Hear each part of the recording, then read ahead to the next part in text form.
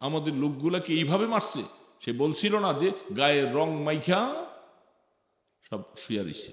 গন্তব্যস্থানে পৌঁছে দেয় যে গায়ের লাল রং লাগিয়ে পড়ে আছে, যখন পুলিশ যে ডাক দিছে উঠে দৌড় মারছে, দেখা গেল লাশ দৌড় মারলো।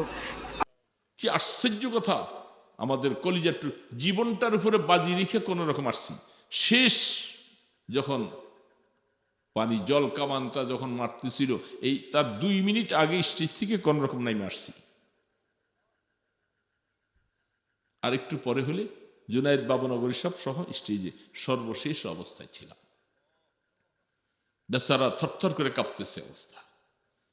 আমাদেরকে বলতেছে একটু একটু বসেন। উনি একা ছাড়া স্টেজে আর কেউ ছিল না। আমরা স্টেজে যে অনেকগুলি কথা বলছিলাম যে হুজুর দোয়া করে দিয়ে শেষ করে দেয়, তাড়াতাড়ি এখন চলে যাই। হুজুর বলে যে এখন উপরের থেকে এখনো অনুমতি পাচ্ছি না। আমি আমার মোবাইল করতে করতে মাইকের আওয়াজে মাইক বন্ধ করে মোবাইল করছি। কত রকম কথা পাবো, এগুলি জীবনী, এগুলো অনেক রেকর্ড আপনাদের কাছে আর কি বলবো। জীবনটা বাজি রেখে কোন রকম করে আসছি ধরে ওইদিকে গেছি। সেখানে আওয়ামী লীগের সন্ত্রাসীওয়ালারা তারা অস্ত্র শস্ত্র নিয়ে মসজিদের কোণায় দাঁড়িয়ে রয়েছে। বলতেছে সব ওইদিকে যাবে না, গেলেই তো তারা গুলি করবে। সেখান থেকে পিছন দৌড়াইছি, রাস্তা ব্যারিকেড দিছে, আমাদের পিক আপ সহ ওগুলি রেখে দিয়ে সব মাইক মুইক যা ছিল সব রেখে দিয়া দৌড়াইতেছি, দৌড়াইতেও পারি না। কি কষ্ট আর কি জীবনের উপরে বাজি রেখা। আল্লাহ বাঁচে হায়াতে রাখছে দিকে বাঁচিয়েছি বাবা। তো বাঁচার কথা কিভাবে, খাওয়া নাই দাওয়া নাই, খানা টানা সব তৈরি করছিলেন শনির আখড়ায় খানা খাবো, এমন সময় ঘোষণা আসলো সেখানে যাইতে হবে। খানা টানা সব পড়েও গেলাম না সব সেখানে।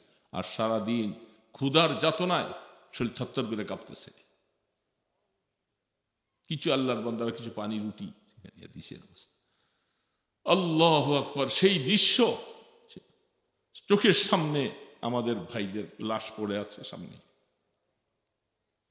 আর তারা বলতেছে রক্ত মাইখা হেফাজতে রাত্রি, একজন মানুষও মারা যায় নাই, রং মাইখা তারা ঘুমিয়ে আছে। কলিজা ফাইটা যায় এই কথাটা শোনার পরে। একটা দেশের প্রধানমন্ত্রী সে কি করে কথা বলতে পারে? এবং সেই হেফাজতের রাত্রিতে, কালো রাত্রিতে কারো ছেলে মারা গেছে, কারো স্বামী মারা গেছে, এই কথাটা প্রকাশ করতে পারে নাই, কারণ তার ছাত্রলীগের ছেলেমেয়েরা, এলাকার লোকেরা যে তার উপরে কঠিন আক্রমণ, হেফাজতে গেছে এই কথাটা প্রমাণ পাইলে তার উপরে আক্রমণ, তাকে মামলা দিয়া শেষ করেছে, বলতেও পারে নাই। কিরে বাবা, এটা কি সাধারণ জুলুম? সাধারণ জুলুম? মারা গেছে তো চুপচাপ করে মাটি দিয়া দিছে, 2-1 জনের জানাজা দিয়া প্রকাশও করতে পারে নাই। আর আমাদের লাশগুলি সব নিয়ে তারা ভারতের এরিয়ার মধ্যে নিয়ে এগুলি সব চাপা মাটি দিয়া দিছে। দুঃখ আল্লাহ পাক কতক্ষণ সহ্য করে, চোখের পানিতে, কত মায়ের চোখের পানি, কত বাবার চোখের পানি, চোখের পানিতে বুক ভেসে গেছে যে আল্লাহ তুমি আর কবে আর দেখাইবা, একটু দেখতে মনে চায় তাদের পতন, তাদের শাস্তিটা একটু দেখতে মনে চায়। এই দোয়ার পরে আল্লাহ এতদিন পরে চোখের পানির বিধানতে আল্লাহ দেখাই দিছে। কিন্তু দেখাইছে যে মনের মধ্যে যেগুলি সবচেয়ে বড় ছিল, আসামি ছিল, এগুলোর বিচার হওয়া দরকার ছিল এই দেশের কাঠগড়ায়, আমরা একটু দেখতাম, মনে শান্তি পাইতাম। তারা টাকার বিনিময়ে, তারা তাদের কাছে ছিল আত্মগোপনে, সেখান থেকে টাকা দিয়া দিয়া তারা পার হয়ে গেছে। আমি আজকেও পেপারে পড়েছি অনেকগুলি, কালকেও দেখেছি, যাদেরকে ফাঁসি কাস্টে ঝুলাইছিল এদের ব্যাপারে মামলাগুলি সব যুদ্ধ অপরাধী বানাইছে, মিথ্যা মিথ্যা সাক্ষীগুলি আনাইয়া কোন জায়গায় বসাইয়া তাদের এই সাক্ষীগুলি তাদেরকে শিখাইছে, মাসের পর মাস ট্রেনিং দিয়া দিয়া সাক্ষীগুলি শিখাইছে। এখন ওই সাক্ষীরাই এখন নতুন করে সামনে আইসা আমার দেশ পত্রিকার সাংবাদিককে বলতেছে আমাদেরকে সব খুব কঠিনভাবে প্রয়োগ করে আমাদের উপরে, আমাদের থেকে সাক্ষীগুলি সব নিচ্ছে, এগুলি সব মিথ্যা। কি কি ফেরাউন থেকে কি কম? আবু জাহাল থেকে কি কম ছিল? নামধারী মুসলমান ছিল, যারা এরকম ইচ্ছাকৃত মানুষকে, নির্দোষ মানুষকে যারা হত্যা করে, অমাইয়াকতুল মুমিনান, যারা কোনো মুমিনকে এইভাবে হত্যা করে, ফাজাযাহু জাহান্নাম, তার ঠিকানা জাহান্নাম। ইচ্ছাকৃত কোনো মানুষকে হত্যা করলে, এখন অন্যায় নাই, অপরাধ নাই, আপনি অপরাধ সাজাইয়া সেইভাবে পায়তারা তৈরি করে এইভাবে শতে শতে মানুষকে মারছেন। জামাইটাকে মারছে, এখন এটা গুম করছে যে এটা সরাইবার জন্য বউকে অ্যারেস্ট করে আনা, বলে তুই বল তোর জামাইকে তুই কি করছস। দেখছেন বউর উপরে মহিলা মানুষ কি টর্চারিং, যে তুই জামাই কি করছস, জামাইরে কারা খুন করছস, কারা দিয়ে খুন করাইছস তুই বলবি, অথচ এটা তারাই নিয়ে মেরে ফেলছে। ষড়যন্ত্র কি সাধারণ ষড়যন্ত্র? আল্লাহু আকবার। বাবা, এগুলি আল্লাহ পাক অপরাধ করতে করতে করতে করতে যখন সীমা বান যখন ছুটে যায়, তখন আল্লাহ পাক ধরে বসে। সামান্য একটা ব্যাপার নিয়ে ঘটনাটা ঘটছে আমাদের দেশে, এই ফেরাউনি ক্ষমতা যে পতন ঘটছে, এটা সামান্য একটা ব্যাপার নিয়ে, এটা কোন একটা ব্যাপারই না। আমরা চিন্তা করতে পারি নাই যে এই একটা সাধারণ ব্যাপার নিয়ে যে তার ক্ষমতা শেষ হয়ে যাবে, এটা চিন্তা করলে মাঝে মাঝে মাথাটা হেড হয়ে যায়। আসলে আল্লাহ পাক বলেন, আমি যখন ধরবো তবে দীর্ঘদিন তোকে সুযোগ দিছি, ফিরে আয় ফিরে আয় ফিরে আয়, না ফিরবে না, ফিরবে না। অন্যায় জুলুম নির্যাতন কত রকমের মিথ্যা বানাইয়া আমাদের ওলামায়ে কেরামগুলাকে জেলের বছরের পর বছর। আমরা যখন হেফাজতের মামলা, আমরাও জেলে গেছি, আমাদের সাথে কি আচরণ, হাজিরা দিতে গেছি, বাস আমাদের বেল কেটটা আমাদের হ্যান্ডকাপ লাগাইয়া, বাবা এই হাতের মধ্যে দ্বীনের জন্য, ইসলামের জন্য এই হাতের মধ্যে হ্যান্ডকাপ লাগছে, চুরি করি নাই, কারো মাথায় বাড়ি দেই নাই, আল্লাহর দ্বীনের জন্য আমাদের হাতের মধ্যে হ্যান্ডকাপ লাগাইছি, আমরা জেলখানে চলে গেছি। দোস্ত, এটা আমাদের বড়দের একটা সুন্নত জিন্দা হইছে। ইমাম বুখারী কষ্ট করছেন, ইমাম আবু হানিফা, ইমাম মালিক রহমতুল্লাহ আলাইহি এবং ইমাম আহমদ ইবনে হাম্বল জেলখানায় নিয়ে ফিরেছিল। তাদের জীবনীগুলি সামনে আনেন। আমরা তো আরামে বসে বসে আল্লাহকে ডাকি আর খানা খাই আর ঘুমাইতেছি। কি কষ্ট তারা করেছেন, তার প্রতিদান কত চেষ্টা করেছিলাম। শেখ হাসিনার কাছে আমরা বারে বার গেছি, আমাদের এই হেফাজতের মামলাগুলি শেষ করেন। আমাদের লোকগুলাকে এইভাবে মারছে, সে বলছিল না যে গায়ের রং মাইখা সব শুয়ে রইছে। কি আশ্চর্য কথা, আমাদের কলিজার জীবনটার উপরে বাজি রেখে কোন রকম আসছি। শেষ যখন পানি জল কামানটা যখন মারতেছিল, এই তার 2 মিনিট আগে স্টেজ থেকে কোন রকম নাইমে আসছি।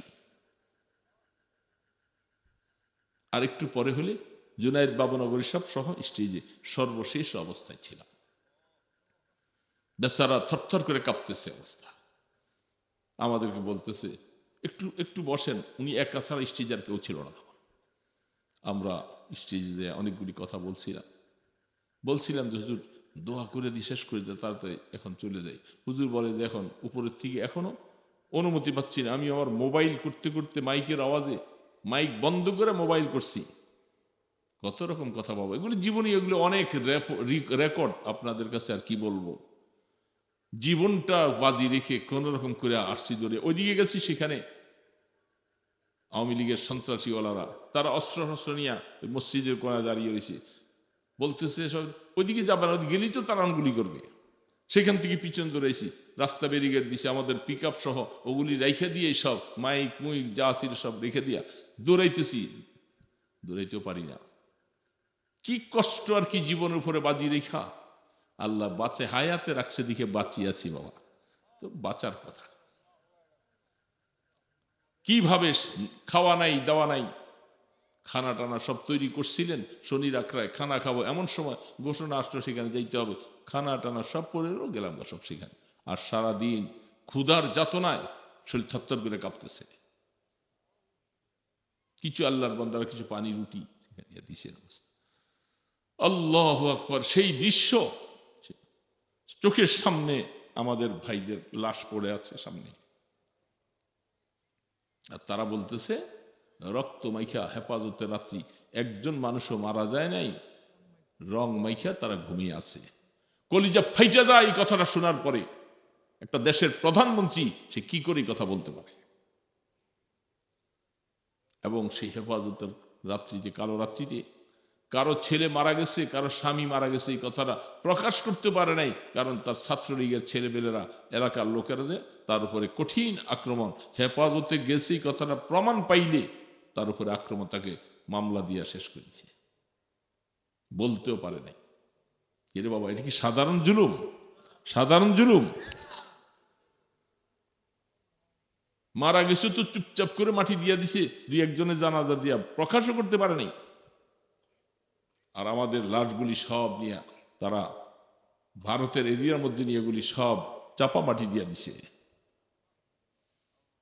দুঃখ আল্লাহ পাক কতক্ষণ সহ্য করে? চোখের পানিতে, কত মায়ের চোখের পানি, কত বাবার চোখের পানি, চোখের পানিতে বুক ভেসে গেছে যে আল্লাহ তুমি আর কবে আর দেখাইবা? একটু দেখতে মনে চায় তাদের পতন, তাদের শাস্তিটা একটু দেখতে মনে চায়। এই দোয়ার পরে আল্লাহ এতদিন পরে চোখের পানি বিধানতে আল্লাহ দেখাই দিছে। কিন্তু দেখাইছে যে মনের মধ্যে যেগুলি সবচেয়ে বড় ছিল, আসামি ছিল, এগুলোর বিচার হওয়া দরকার ছিল। এই দেশের কাঠগড়ায় আমরা একটু দেখতাম, মনে শান্তি পাইতাম। তারা টাকার বিনিময়ে, তারা তাদের কাছে ছিল আত্মগোপনে, সেখান থেকে টাকা দিয়া দিয়া তারা পার হয়ে গেছে। সেই হলো অবস্থা। বহুবার গেছি স্বরাষ্ট্রমন্ত্রীর কাছে, গেছি আরাম করে, হয় একটু নাস্তা পানি খাওয়াই দিয়ে আমাকে খুশি করে দিছে, বিরিয়ানি এনে খান, বৈশাখ গল্প। আর বাবা, আমরা এই জন্য আসছি আমাদের মামলাগুলি আর আমাদের এই আলেম ওলামাগুলি যারা জেলে আছে তাদেরকে একটু মুক্তি দেন। এই মামুনুল হকের জন্য, এই গনবীর জন্য, এই জুনায়েদ আল হাবিবের জন্য, সবার জন্য কতবার গেছি। আমর আশ্বাস দিতেছেন এই কিছুদিনের ভিতরে আমরা তাদের খালাস করে দেব। এই কিছুদিন করতে করতে 1 মাস চলে যায়, 2 মাস চলে যায়, 3 মাস চলে যায়, না। এই ডিবি হারুন সমস্ত ষড়যন্ত্রের মূল মাস্টার প্ল্যান করছে। সে আমাদের নারায়ণগঞ্জের এসপি ছিল। তো দোস্ত, বন্ধু, আল্লাহ পাকের কাছে এই শুধু তার ক্ষমতা চলে গেছে, এটা পানিশমেন্ট না। আসল পানিশমেন্ট আল্লাহ পাক দেখাবেন ইনশাআল্লাহ। হয়তো আমরা দেখবো না, কেউ মানুষ দেখবে ইনশাআল্লাহ। দুনিয়াতে তার পানিশমেন্ট দেখবে, আর মৃত্যুর পরে দেখবে আরো কি অবস্থা। অহংকারী মানুষকে এত জুলুম করছো, এইভাবে করছো, এইভাবে কি দরকারটা ছিল? এই দেশে বহু প্রেসিডেন্ট এই দেশ থেকে তারা ক্ষমতা ছাড়ছে, কিন্তু পালাইয়া যাওয়া লাগে নাই। হ্যাঁ, কি কামটা করছো? জীবন লইয়া বাজিলে পালাইয়া গেছ, আবার লম্বা লম্বা কথা, আবার ফিরে আসতেছো। আমাদের আওয়ামী লীগের ভাইয়েরা যারা যারা আছো, বুঝার চেষ্টা করা দরকার তোমাদের। আমরা এই ধরনের কার অনুসরণ করছি? আমরা জালেমের অনুসরণ করছি। আল্লাহ পাক জালেমের জুলুম পছন্দ করেন না। কোন যারা জুলুম করবে তাদের প্রায়শ্চিত্ত ভোগ করা লাগবে। ফেরাউন কম জুলুম করে নাই। কত মায়ের সন্তানকে চোখের সামনে, মায়ের সামনে 2 টুকরা করে করে ফেলছে। কত মা তার চোখের সামনে তার ছেলেটাকে মেরে ফেলছে, কারণ ছেলে হলেই তো এর রাজত্ব নাকি চলে যাবে বলছিল। এই জন্য ছেলে বেঁচে থাকতে পারে।